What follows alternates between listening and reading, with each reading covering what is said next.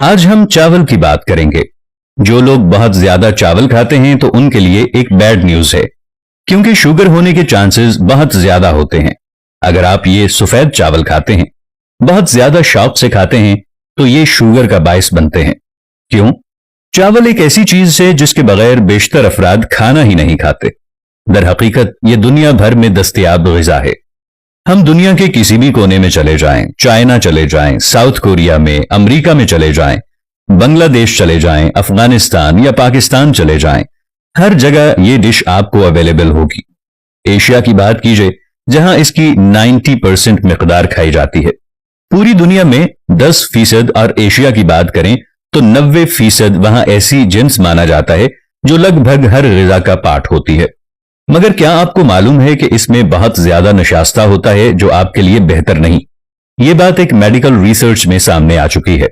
श्रीलंका के college of chemical sciences की तहकीक के मुताबिक, रिसर्च के मुताबिक सफेद चावल का बहुत ज्यादा इस्तेमाल शुगर का खतरा बढ़ा देता है, जिसकी वजह यह है कि इसकी एक प्लेट में पता है कितनी कैलोरीज होती हैं? 200 कैलोरीज होती हैं, जो कि नशास्ता से बनी होती हैं। ये जिस्म में जाकर चीनी या शक्कर में तब्दील हो जाती है और जिस्मानी चर्बी में पेट में इजाफा करती है। ताहम रिसर्च में बताया गया है कि एक खास तरीके से चावल पकाकर इसमें मौजूद कैलोरीज को 50% तक कम किया जा सकता है और इसे सेहत के लिए ज्यादा मुफीद बनाया जा सकता है। रिसर्च के मुताबिक चावल पकाने के लिए जब पानी उबाला जाता है तो इसमें कच्चे चावल डालने से पहले नारियल का तेल शामिल करें। मैं दोबारा दोहरा देता हूं ताकि इसकी जो कैलोरीज हैं वो 200 से एक प्लेट में सिर्फ 100 रह जाएं, यानी हाफ रह जाएं। रिसर्च के मुताबिक चावल पकाने के लिए जब पानी उबाला जाता है तो इसमें कच्चे चावल डालने से कबल नारियल का तेल शामिल करें। रिसर्चर्स का कहना है कि नारियल के तेल की मिकदार चावल के वजन के 3% के बराबर हो। जब चावल पक जाएं तो इसे ठंडा होने दें, फिर इसके बाद मजे से शौक से खाएं। जैसे कि आपको बताया गया है कि इसमें नशास्ता शामिल होता है और यह ख्याल रहे कि नशास्ते की कई इकसाम होती हैं। ताहम शुगर का खतरा बढ़ाने वाली किस्म को हजम करने में ज्यादा वक्त नहीं लगता और वो बहुत जल्द ग्लूकोज की शक्ल इख्तियार कर लेता है, जिसके बाद वो ग्लाइकोजन में बदल जाता है।